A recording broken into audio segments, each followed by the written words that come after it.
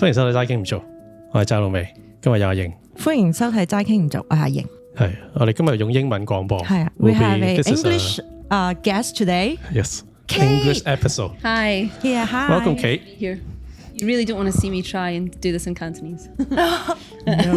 We'll probably ask you to say a few things. So I should introduce Kate. First of all, I think Kate is kind of a Popular topic right now. of the month. Of the month. Of Yeah, October, for now. at least. At least, yeah. And you are also a teacher, Yes. and you're a YouTuber. Yeah. Yeah, content creator. Content A creator. foodie. A foodie, yeah. Yeah. Street foodie. Sure. Yeah, and I'm not trying to define you. I'm just looking No, at your of course, profile. yeah. You're also an FC. Oh, Aspie. Yeah, sorry. Aspie. Yeah, I have Aspie. Asperger. Yeah. So we'll probably ask you a few things about that if you don't mind. You were saying you came to Hong Kong for a year. Yeah. So, yeah, I came to be a TEFL teacher for a year. Obviously, there's quite a lot of demand in Hong Kong. I mean, all of Asia, it seems like, for English teachers. And so it's a really fun way for people from Britain to be able to move over here for a year. But yeah, it was a great opportunity to experience Hong Kong as a base, but also other parts of Asia. However, I've also enjoyed the actual teaching itself, and I've always wanted teaching experience to see if it's a potential career for me. So it's worked out incredibly well. And then whilst I was here, I'm here alone. So it was like I wanted to document what I was doing. Prior to this, I worked in the food and beverage industry as a server. So I like food. It all just came together quite naturally in that sense that I would end up making food shorts online. Did you come straight from Scotland or? In June, I left the UK. Sorry, apologies. June 2004, I left the UK and I moved to Greenland for 4 months. And I worked at a restaurant in Greenland. And then I backpacked Northern Africa for 2 months. And then I arrived here. So cool. I'm very blessed. I've got to experience such different climates, such different cultures in the time I started traveling. Yeah. So back in Scotland, you're also a teacher? No. I've never taught before. Oh, okay. Yeah, never taught before. So among the three places, Greenland and North Africa and Hong Kong, where's the best place to stay? To live as a To live, yeah. to build a life is Hong Kong, of course. You know, Hong Kong has got. I mean, Hong Kong is so expensive, in terms of like living. But you know, I've always considered like Hong Kong. It's like a mini universe. You've got an incredible international city, but you've also got beaches and hills and villages. Yeah, still, you're clinging on, right? Yeah. Like you have all of that within an hour's max in each direction, and also you've got pretty cheap flights to like. Oh, yeah. Other We parts can of go Asia. everywhere around. Like, Accessible. Yeah, accessible. Okay. I really think like because as someone who's British and someone who meets a lot of Hong Kongers who've lived in London, London and Hong Kong are often encouraged to be compared together. But London is a beautiful city, but it is just a city. You know, Hong Kong is the city plus insane nature all around. So We are happy to hear that from a foreigner. Usually people locally here doesn't think that. Yeah. And also Hong Kong is a very fun blend of international but also local culture, you know. So you can kind of dip your toe into a bit of everything.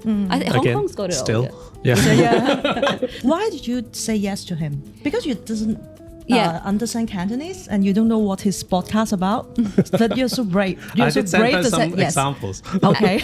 I saw the examples, but I have been maybe for 4 or 5 months now. I've got maybe like a few podcast requests a month or interviews, you know, that sort of thing. And I've always said no based on. Also, you did receive many requests. Not many, but you know, there's always a trickle, and of course it's like I've always felt like why would you have me on? You know, I'm not an expert in anything. I don't have any particular thing to say. However, as I near the end of my Hong Kong experience, I now just realized like I kind of missed out in general by not trying everything. Yeah. So it was actually just really good timing on your part to ask Yay. me, because it was like, actually, you know what? New experience. Yeah, be on a podcast for sure. A little bit more about you. Yeah. So what's the most Scottish thing about you? The most, well, I mean, my accent's the most obvious initial thing. My mum is a huge Robert Burns fan. Robert Burns is our national poet. So I did grow up particularly Scottish in that culture was always in my home. And she's from the north of Scotland, but I grew up in the south. So I always grew up with like an understanding of Doric and Aberdeenshire culture whilst living down in the south. Yeah, I love fizzy drinks. Being unhealthy is pretty Scottish. So do you find Scottish culture in Hong Kong? Well, you see it all the time. Like right now, we're only a street away from Lockhart Road. Lockhart's a Scottish name, and obviously you see lots of influences in the name. You know, like Aberdeen and stuff. Yes. I was promised I'd meet a lot of Scottish people, but that hasn't really happened actually. But actually, if you connect one, you actually we have a I'm large sure group there's of a people. community of There them. must be, but they just all drink. Oh Because- yes, mostly. It's not just like Scott people. It's all the people around. It's Scotland's fault. It's yeah, not. yeah. Start from everything start from the drink. Yeah, definitely. Yeah, I should probably get back on it. So mean- what is your status right now? Like, how are you still working? And then what is the time? So my contract ends mid-November. Then I'm leaving Hong Kong for 2 weeks because I'm going to Nepal. I'm climbing Everest Base Camp. Cool.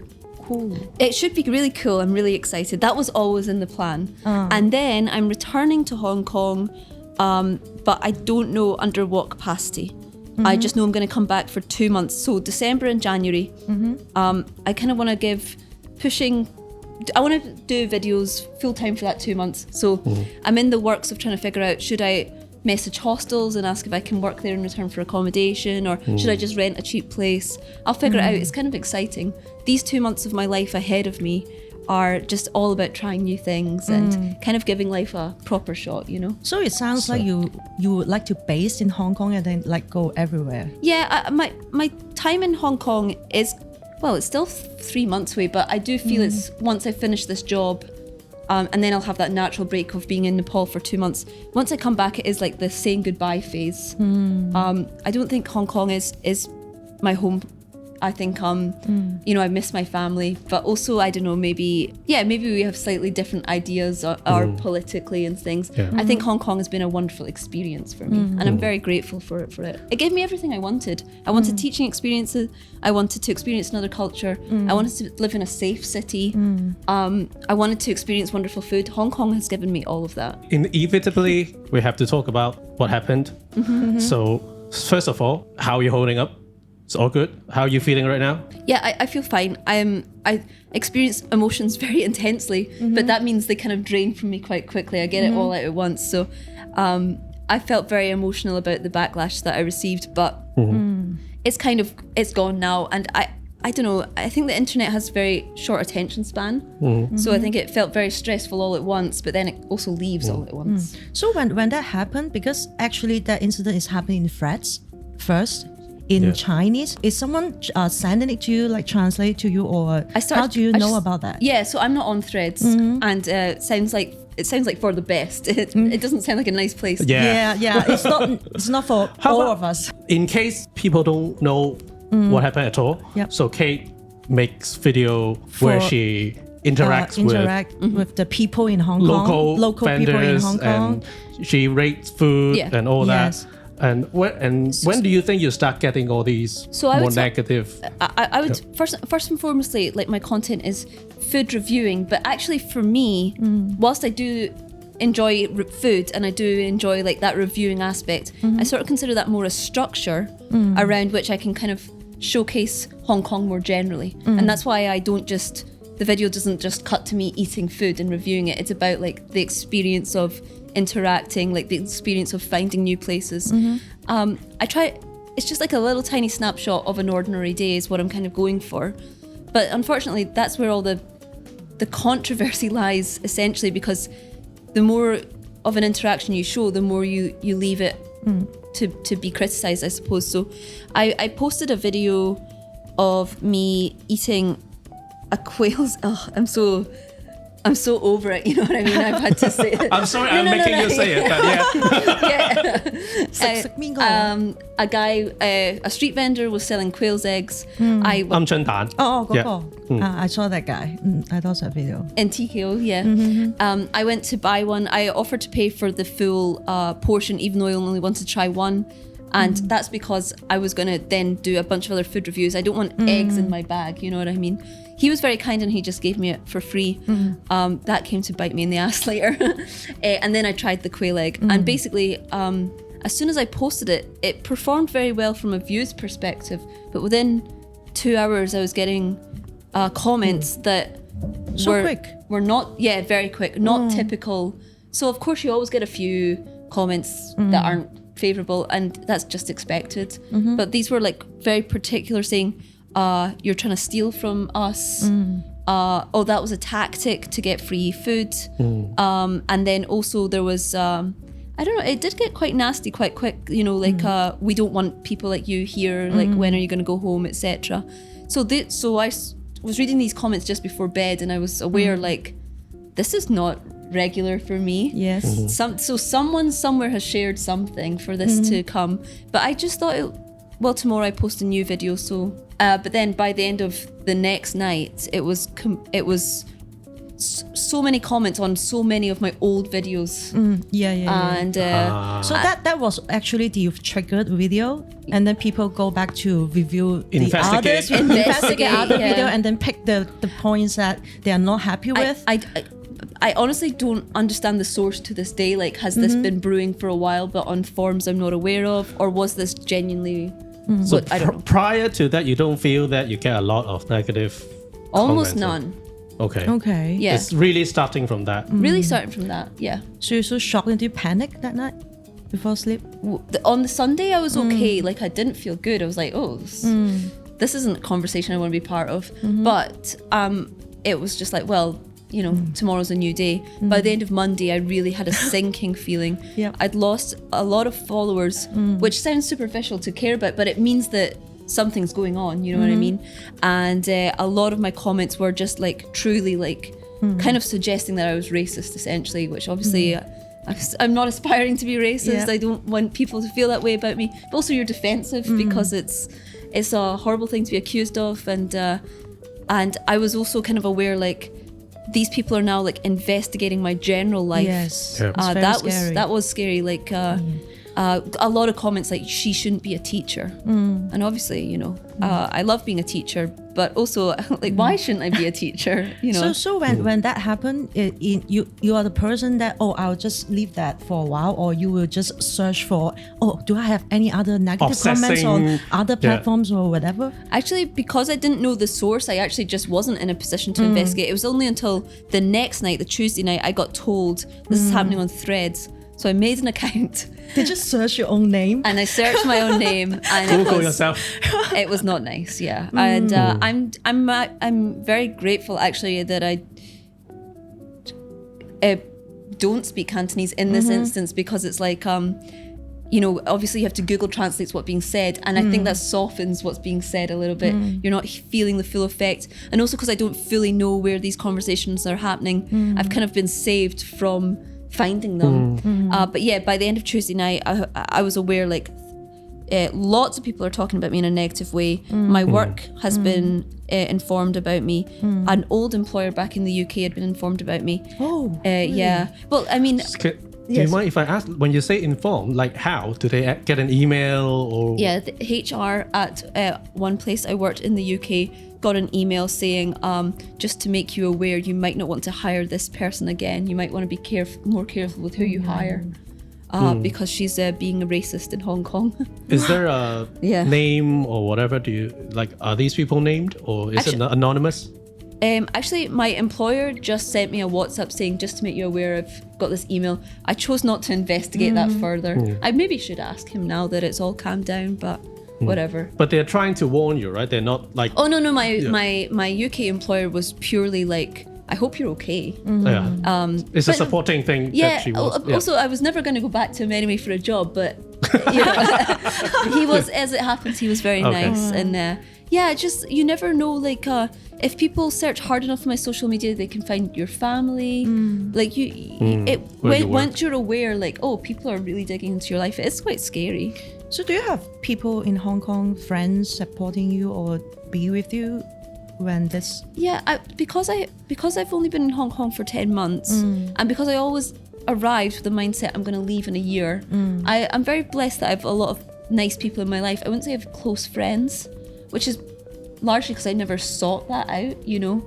This was always an experience I was kind of doing on my own. So I have been supported by kind people, you know, flatmates and work colleagues. Yeah, I wouldn't say I definitely wouldn't say my best friends are in this city though. I also have to say, I know you get a lot of backlash from the videos, but even on Threads or on social media, you also get support from a lot of people as well. Like, it's not all negative, right? I wouldn't. So again, my main point of reference is just my personal comment section, because I only went looking on Threads once, and once was enough. But I do, to be honest, because obviously I got upset about the comments, and then everyone was very positive to me. So I guess those people existed all along, you know, but it's just that the nasty voices are always louder, you know? Yes.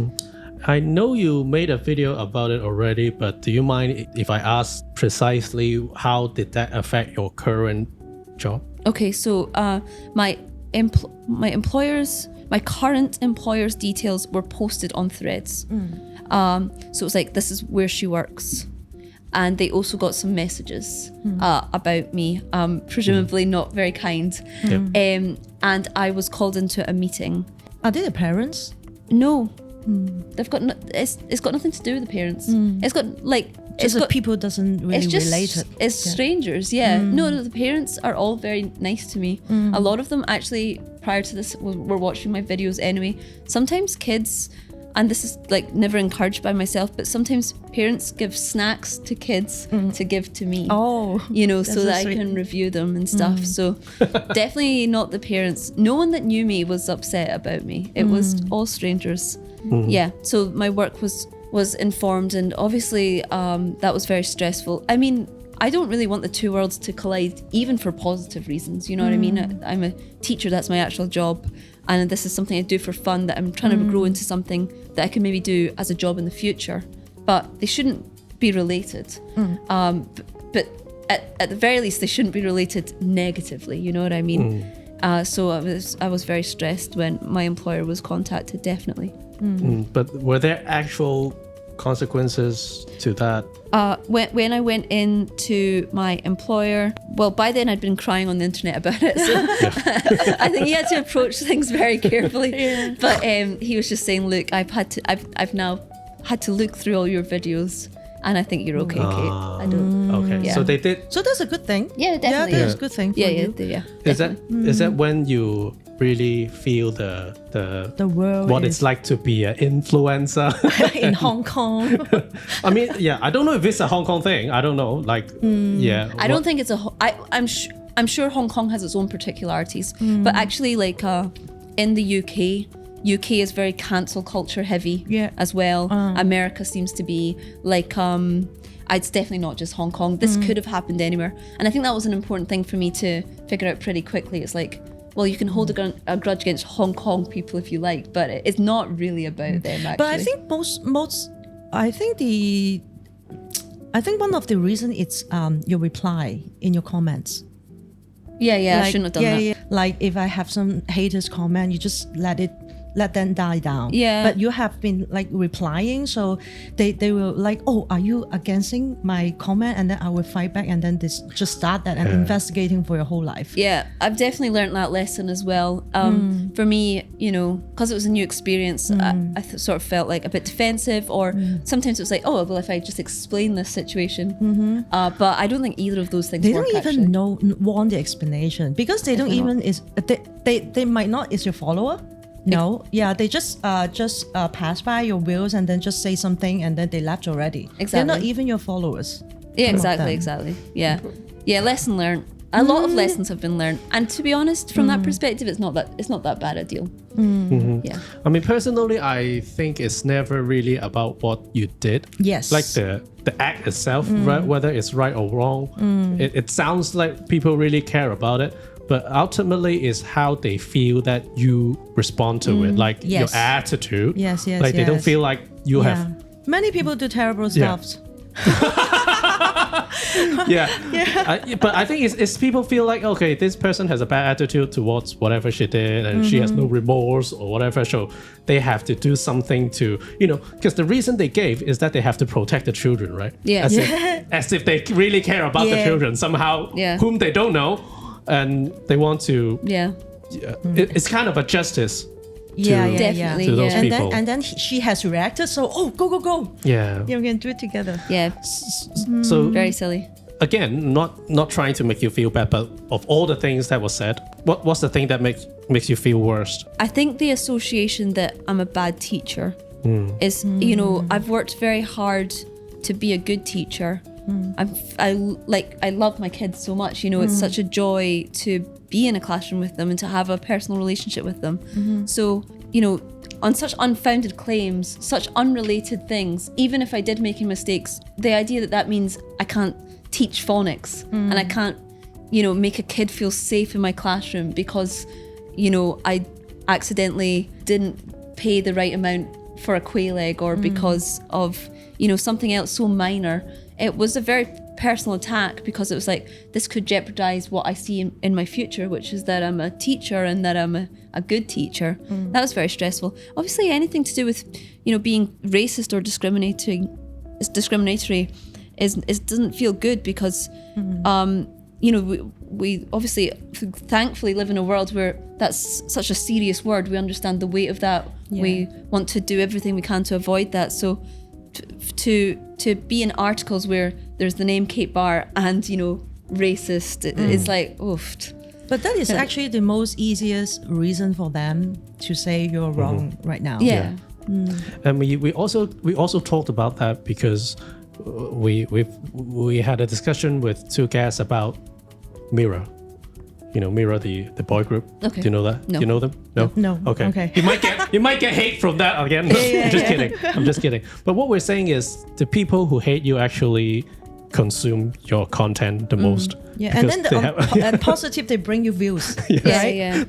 They have to, because they have to go back and watch all your videos. Exactly, watch all your videos and spend time and then find the stuff. They're so good for my numbers. And then send to friends. I know, because when I'm one of the people who try to, I won't say defend you like on Threads, and then people will say, oh, you said you were swearing, I think in one of the videos, you were going on the escalator backwards or whatever. So they have a lot of reasons to dislike you and say that you're not fit to teach or whatever. But that comes from, I don't know where the hate come from, and they actually had to spend quite some effort to prove it, consolidate that. It's a shame, right? Like it's a shame that is people's lives.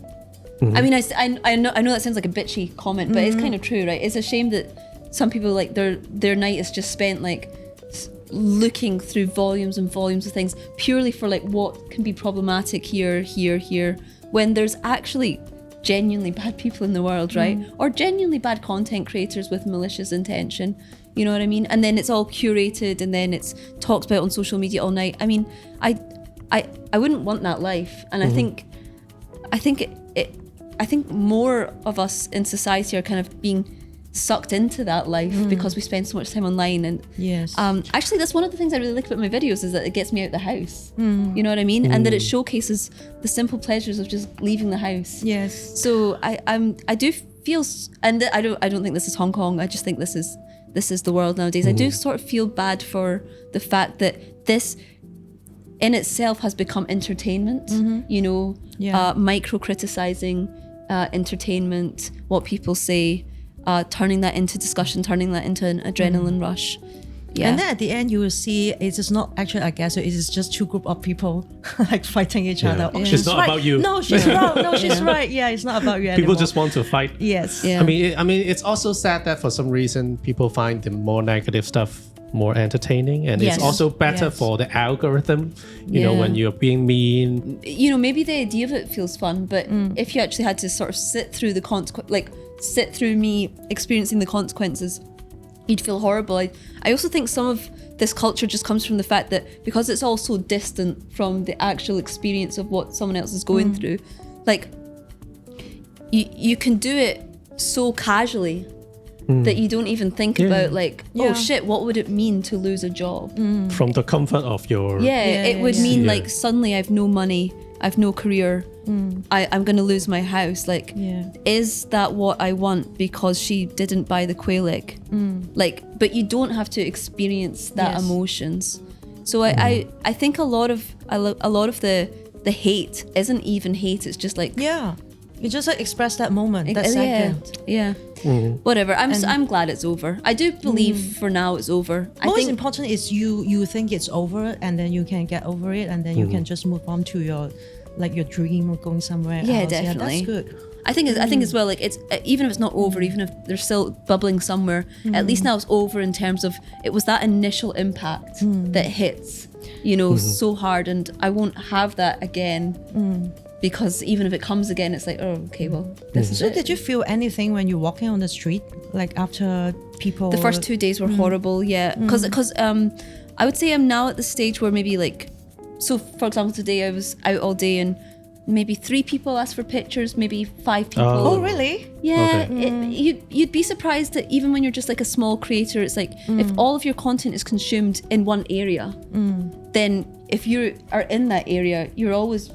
people who watch it are always seeing you. So of course I have under 100,000 followers on Instagram, but like 80% of my viewers are in Hong Kong, so you get recognized a lot. But when I was being recognized in the 2 days after, people kept coming up to me to say we're really sorry, and I felt like, oh, you're so kind to say it, but also I feel bad that you even have to come and say that to me. Like, I feel this, we've now put ourselves in a situation where like this interaction's a bit awkward. I'm so glad that that's over. I'm so glad that I'm now back to just people coming and saying, oh, nice. I liked your noodle video. This is in no way a criticism, but did you actually reflect? What do you think? Did you think you were rude, or did you think there was any misunderstanding between the engagement, the conversations? I live in my own head, and also I've actually talked to the stall owner since, so I have a complete understanding of what happened, where it was just a genuine misunderstanding. I did offer to pay, obviously, and also I have my own reason for why I like small portions. It's because I'm going to be reviewing quite a lot of food each session, so definitely no ill intention, as people were encouraged to think. And on his part, he was saying, I give away samples all the time. That's quite a normal thing for food stallers to do. But I have reflected, it's like, yeah, okay, but even considering that, I'll now always put myself in a position where I'm sure that I'm giving money in return for the service. Because like I've said before, it's like I get service twice. I get good food, but I also get real footage, right? So that's someone giving me a lot. And in return, I definitely never want them to feel out of pocket. So I'm always going to carry around small change and just buy the regular portion from now on. I think also, I think I've also reflected that maybe British and Hong Kong humor are different. So sometimes I'm sarcastic in videos. That was perceived as me being purposefully rude. In Britain, sarcasm is maybe like the foundation of what our humor is built on. So definitely never rude intentionally, but being aware of that is maybe important. Yeah, because whether it's intentional or not, like for some reason, the way you talk to people somehow enrage a part of the people so much that they try to to ruin you or whatever. So did that actually change the way you maybe approach vendors or in the future? Or whatever? I think for me it was more about, will you censor yourself before? I don't want to do that. As in, I don't want to become meek. You know, that's why it was good for me to not film for a few days, because I would have been a little bit meeker. I think it's just always important to bear in mind, like 95% of people who watch your videos are indifferent to you. But the fact that you have an audience at all means that 4% actually actively like you. So you can't kind of pander too much to the 1% that don't, because they have the ammunition to not like you now, regardless of what you do. I think for me, it's like, I'm just always going to have the right change with me. I'm going to continue to be polite. I'm just going to think about my jokes a little more. Not necessarily when I'm saying them, but in the editing process, you know what I mean? There is also some discussion about how you engage with people and whether it has anything to do with the Asperger syndrome. Do you think there's anything to do with that? Do you actually have any trouble, for example, reading people or whatever, do you think? I do believe I do have. Well, actually, I was surprised that was an element of the conversation, just because I don't see it in the videos that I'm like this super socially awkward person. So it's kind of actually difficult for me to read that other people perceive me that way. Do you know what I mean? I think because some people check your profile and then who want to help you and then help you to make that excuse for what you did. That is the start of the conversation. The intention, the I guess maybe intention. The intention was to be to protect me or to. Yeah, and then there's a starting argument about, you have that, then you can do that. No, she can't. I definitely have Asperger's, which is, I mean, this is an outdated term, but high functioning autism. So I've never believed I fall into a category where I can use it as an excuse. It's for sure in times of my life like an explanation, but not an excuse, if that makes sense. And one of the big reasons that I believe that is because I do believe for some people autism is definitely an excuse. Like we all maybe know someone in our life that has very prominent autism. Their day-to-day is completely different to mine. For me, it's like it's more I think very rigidly. And growing up, I really struggled socially.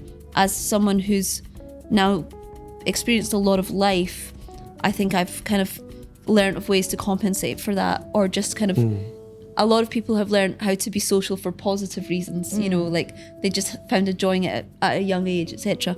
But for me, like a lot of loneliness in my childhood and being different from other people, that was how I learned the hard way that it's good to be social and that it's really fun to be part of communities, etc. So I definitely am a little bit different from other people, but I don't see it in my videos, and maybe that's wishful thinking on my part, or maybe I just lack self-awareness. But even though I'm aware that became a big part of the conversation, I don't really see what it's got to do with anything. Okay. So you don't have any trouble reading social cues or whatever, right? I probably do, yeah. No, I do. I know I do. I never know it at the time. I just know it afterwards when I suddenly find that I'm in an awkward situation, or someone says to me, Kate, that was rude or whatever. But I don't. If you knew at the time you're not reading social cues, then you would be able to rectify it in real time, right? I think the problem I find myself in is that I'm often left confused afterwards by how an interaction went. I hate to ask this, but because I do want people to understand a little bit more. Can you give me like an example? Like how you only find out afterwards you may have misread the other person? I think I just believe it's a heightened version of what actually happens to everyone in life. But maybe you go on a date, you think it went really well.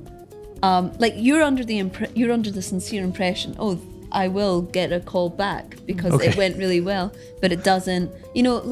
That's a very specific example, but I would say like those sorts of things happen maybe more than average. You think you've made friends, or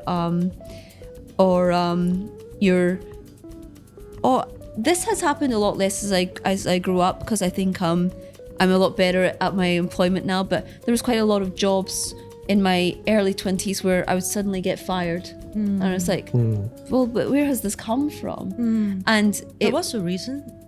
For example? No, just that you're not very good at the job. But this was when I was like the equivalent of like working at Domino's Pizzas, in supermarkets and stuff. And it was like, but I never felt this coming in any way. Do you know what I mean? And so obviously either I was being told subtly, like you need to do this and this, and I wasn't picking up on it, or people just felt like we don't want to talk to her about it. a lot of those things used to happen. As I go through life, it happens less because I do just become genuinely more social.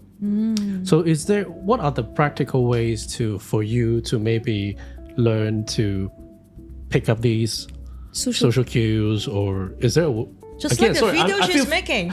Yeah, I feel very ignorant because I don't know a lot about this. No, it's okay. But actually, the truth is, I don't know a lot about it either. I had a choice when I was diagnosed at 22 if I wanted to to what extent I wanted to incorporate it as a part of my identity and to read about it. And of course, when you're first diagnosed, you're being told about a part of yourself that you were completely unaware of. So you do go through a stage where you read a lot, you consume a lot of content about it. But after that, I just, maybe that lasted like 6 months, a year. And after that, I sort of decided, look, this isn't going anywhere. I've always lived with the sense that I'm a different person, and I now have to live out the rest of my life, not just having a sense of it, but knowing I'm a different person to most of the people around me. I'm just going to choose to be okay with that. And as a consequence, even though I am someone who has a diagnosis of Asperger's, I don't actually, I've not read a bunch of books about it. I don't listen to weekly podcasts about it. I've kind of chose that, okay, like you maybe are a little bit different from other people, but it can't be medicated. I can't have an operation for it. So I just choose to be okay with it. You know what I mean? I like what you think. Yeah. I think if it's that's me, I'll also not dive deep into that. Yeah. Yeah. Just find a way. I was also I don't want to shit on anyone because everyone chooses what's right for them. But you definitely see people where it's like one aspect of their personality becomes far too big of their identity, and you kind of feel sorry for them, right? Like you don't want to be defined by your difference. You don't want to be defined by like a thing that in an ideal society would be superficial about you. You know what I mean? So it's like it's 100% okay to be gay. It's okay to be anything anything. It's just like before people put their academic degree on the name cards. Now they're like putting this labels. Yes, absolutely. Yeah. 100%. Yeah. It's so annoying when people introduce themselves as doctor when they're like, because who cares? Cool, you have money, so you went to uni. But in the same way, it's like, oh, you're bisexual. Who cares, dude? Yeah. It's like anything. I'm not trying to pick on sexuality. It can be about, I see it a lot with Asperger's, with ADHD, etc.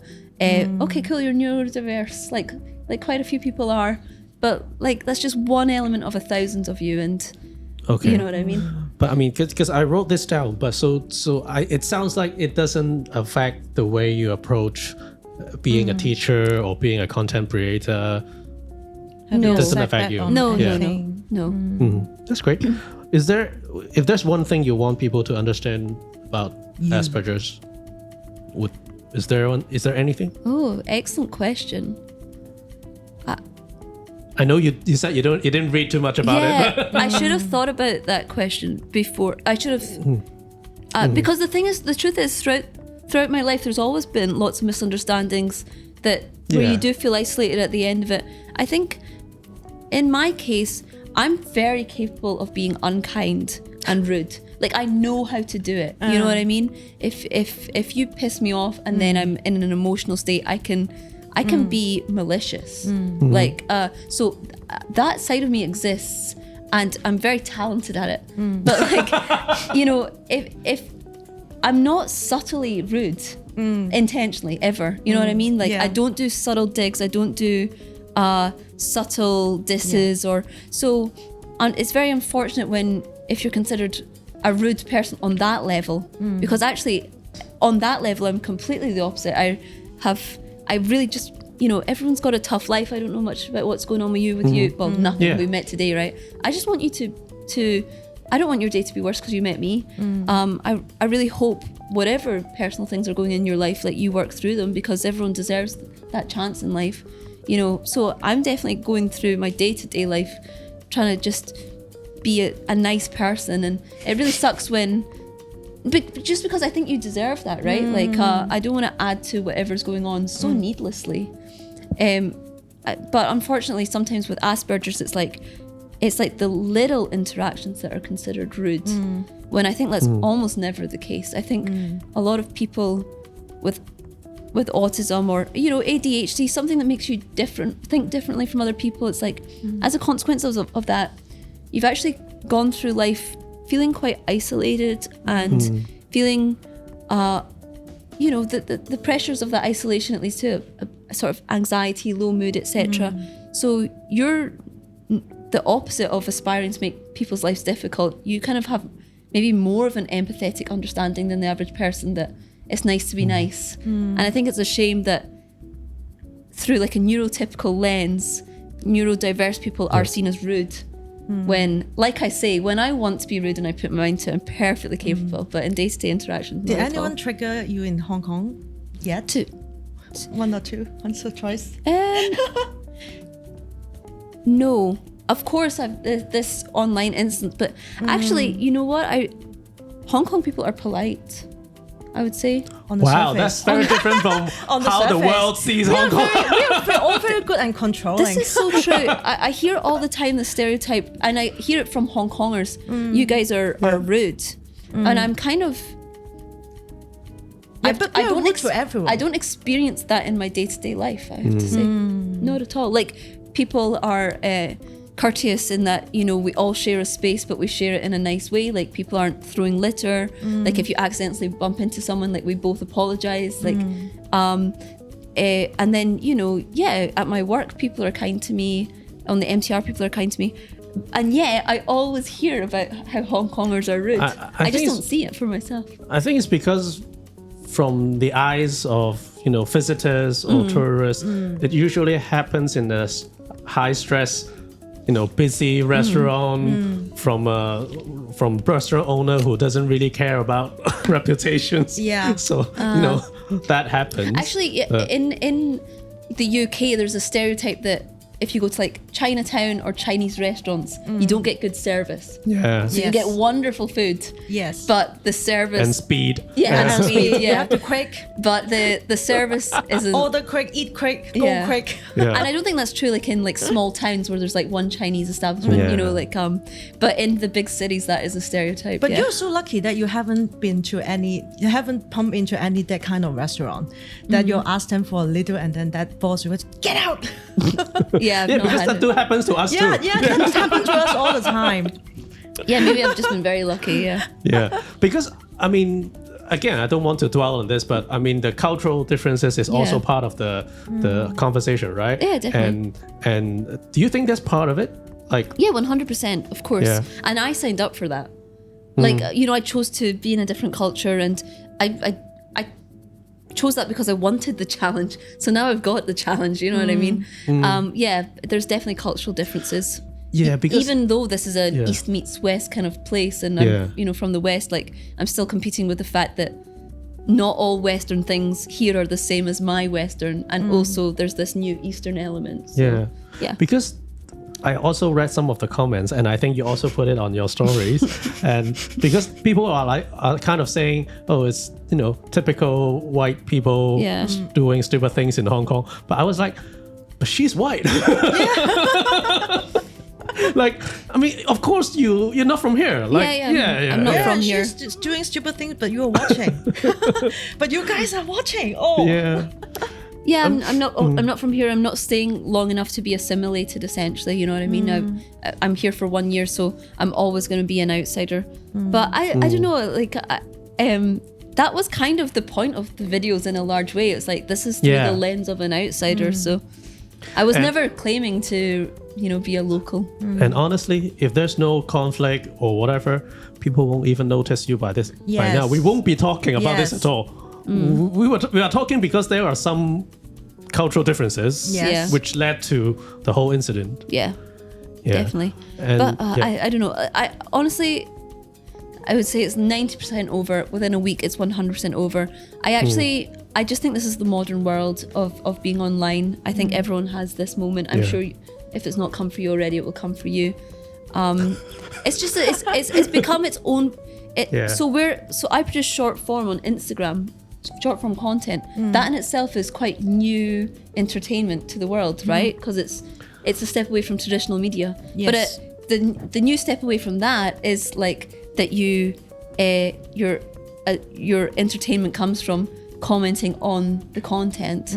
So, but that's also the thing, right? You have to follow the algorithm because Reels are the format that really takes you to unfollowers, right? But at the same time, people are only learning about you from this 90 seconds. yes. So there are some misunderstanding for sure. Oh, 100%. Yeah, of course. Yeah. And I mean, from me turning on the camera to ordering the food, waiting for the food, eating the food, maybe interacting with someone whilst that happens, that's a 10, 15 minute interaction, but you've got to turn it into 80 seconds. You just do a 4 hours video on YouTube. Yeah. Really? Yeah. Walking on the street? Oh yeah, You did, that. yeah. Oh. Yeah. It was fun. I really liked it. Yeah. But I really prefer your type of content. That's my long term plan. Long form is so much better. It's a chance to be more, I don't want to say intellectual in a lofty way, but you actually explore meaningful ideas. You give something so much realer to the viewer because it's longer, right? You're respecting their intelligence and their attention span more. Yeah, But but it's no not one the has trend. time for long videos. Yeah. But people do have time. If you've got time to be on social media for 3 hours a night, which a lot of us are, you have time to watch a 3-hour podcast. It's priorities and it's what we get trained. But I think the world is turning. I think people are getting sick of short form. People are beginning to realize it's not good for them. They realize it's not good, but they're still doing it. Yeah. Because it's the trend. Yeah, definitely. Yeah. 我哋今日傾到呢度先，星期一再見啦，拜拜。